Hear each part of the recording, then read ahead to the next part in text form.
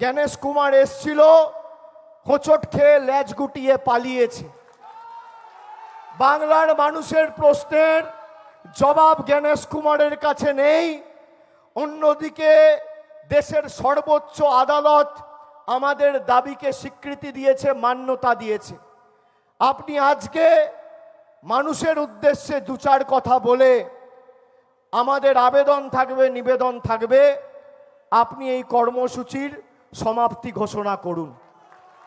বাকিটা তৃণমূল কংগ্রেসের কর্মীরা আমরা তো আছি।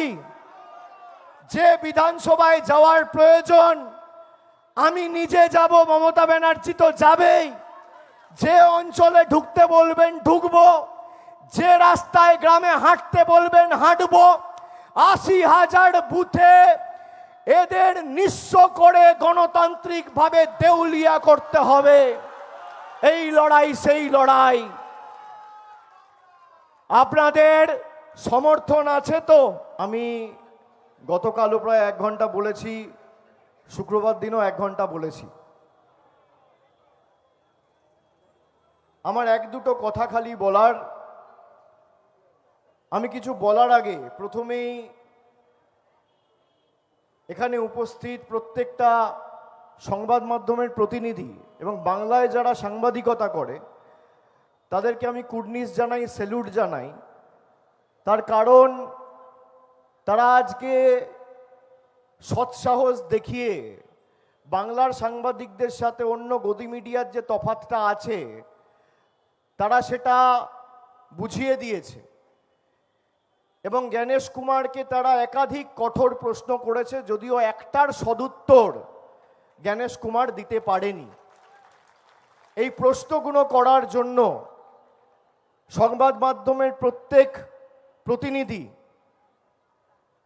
বৈদ্যুতিক সংবাদ মাধ্যম বা প্রিন্ট মিডিয়া, আমি সকলকে ধন্যবাদ জানাচ্ছি, কৃতজ্ঞতা জানাচ্ছি। আজকে সুপ্রিম কোর্টে এসআইআর এর শুনানি ছিল। বেলা পেরিয়ে দুপুরের আগে শুনানি হয়েছে। আপনারা ইতিমধ্যেই সেই খবর পেয়েছেন। আমাদের যে ভয় বা আশঙ্কা ছিল যে একতরফা কাউকে কোনো রকম সুযোগ না দিয়ে গায়ের জোরে বিজেপির চাপে অঙ্গুলি হেলনে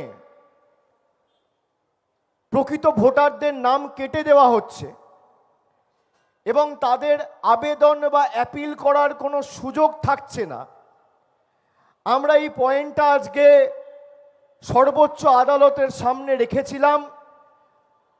আমাদের লয়াররা, আইনজীবীরা সুপ্রিম কোর্টকে এটা জানিয়েছে, বলেছে।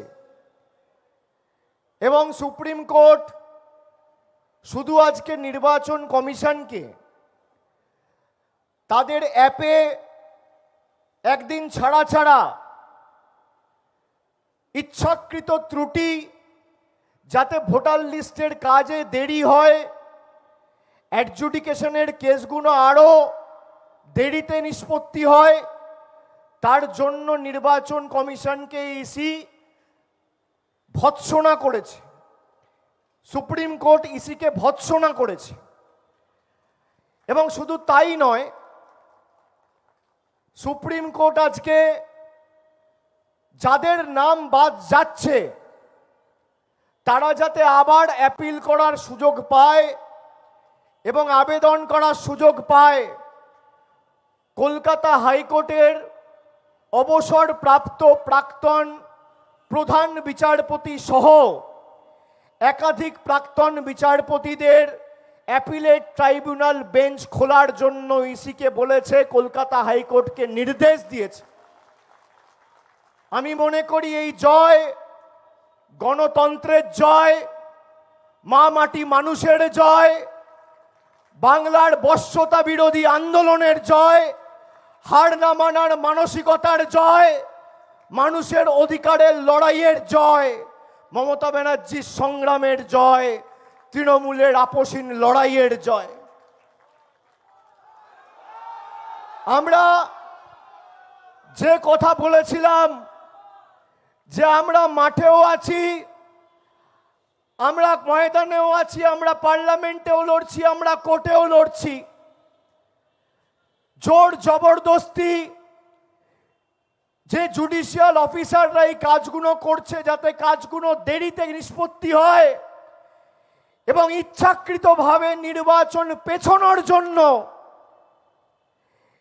এই নির্বাচন কমিশন জ্ঞানেশ কুমারের নেতৃত্বে যেটা 15 দিনের কাজ সেটা 3 মাস 4 মাস লাগাতে চাইছে। আজকে সুপ্রিম কোর্ট শুধু আবেদন করার জায়গা নয়, সুপ্রিম কোর্ট এটাও বলেছে যে আমরা বাংলার কেস স্পেশাল কেস হিসেবে কনসিডার করব এবং ইলেকশনের একদিন আগে পর্যন্ত দরকার হলে ভোটার তালিকায় ভোটারের নাম তুলবে, তার জন্য সুপ্রিম কোর্ট আছে। এই জয় বাংলার জয়। আমি আপনাদের সকলকে কৃতজ্ঞতা জানাচ্ছি। একা কোনো দিন কেউ কোনো কাজ সম্পূর্ণ করতে পারে না। মমতা বন্দ্যোপাধ্যায় পথ দেখিয়েছে, তৃণমূলের কর্মীরা রাস্তায় নেমেছে, মাথার উপর 10 কোটি মানুষের ভালোবাসা, আশীর্বাদ, স্নেহ, শুভেচ্ছাকে পাথেয় করে এই লড়াই অতন্দ্র প্রহরীর মতো তৃণমূলের সৈনিকেরা লড়ছে। আমরা যে যে দাবিগুলো তুলেছিলাম প্রত্যেকটা দাবিকে সুপ্রিম কোর্ট মান্যতা দিয়েছে। আমরা যখন ম্যাপ ভোটারদের কথা তুলেছি সুপ্রিম কোর্ট বলেছে ইলেকশন ঘোষণা হওয়ার পরেও নির্বাচনের একদিন আগেও যদি কোনো সমস্যা হয় তার জন্য ভারতবর্ষের সুপ্রিম কোর্ট আছে, আমরা দেখব। নির্বাচন কমিশনের উপর দেশের সর্বোচ্চ আদালতও ভরসা রাখেনি। সেই কারণে নির্বাচন কমিশনকে একতরফা সিদ্ধান্ত নেওয়ার স্বাধীনতা সুপ্রিম কোর্টও দেয়নি। গতবারের হিয়ারিংয়ে যেমন জুডিশিয়াল অফিসারদের নিযুক্ত করা হয়েছিল, স্বাধীনভাবে তাদের কাজ করতে দেয়নি বলে আজকে রীতিমতো কোর্টের ভৎসনার মুখে পড়েছে নির্বাচন কমিশন। এবং যারা তাদের অ্যাপের মাধ্যমে নতুন গাইডলাইন তৈরি করে সুপ্রিম কোর্টের অর্ডার ভায়োলেট করে জুডিশিয়াল অফিসারদের ভুল পথে পরিচালিত করছিল, বিভ্রান্ত করছিল, তার জন্য সুপ্রিম কোর্ট আজকে নতুন অ্যাপিলেট অথরিটি তৈরি করেছে। আমি সবাইকে, বাংলার প্রত্যেকটা মানুষকে আমার অন্তরের অন্তঃস্থল থেকে কৃতজ্ঞতা জানাচ্ছি। এই লড়াই আজকে শেষ নয়, লড়াই সেদিনকে শেষ হবে যেদিনকে প্রত্যেকটা মানুষ তার ভোটাধিকার পাবে। শুধু তাই নয়, তারপর ফর্ম 6 আছে, অবৈধভাবে যদি কারোর নাম কেটে দেওয়া হয় তার জন্য সে ফর্ম 6 ফিল আপ করবে। কোর্ট বলেছে পরবর্তীকালে দরকার হলে আবার কোর্টের দৃষ্টি আকর্ষণ করতে পারবেন। আমরা গোটা বিষয়টায় নজর রাখব। কিন্তু আমি আপনাদের সকলের অনুমতি নিয়ে দিদিকে অনুরোধ করব, আমি গতকালও বলেছিলাম, আমি আজও সকালে ওনাকে বলেছি যে আপনি যে দাবি নিয়ে ধর্নায় বসেছেন, আপনার এই দাবিকে দেশের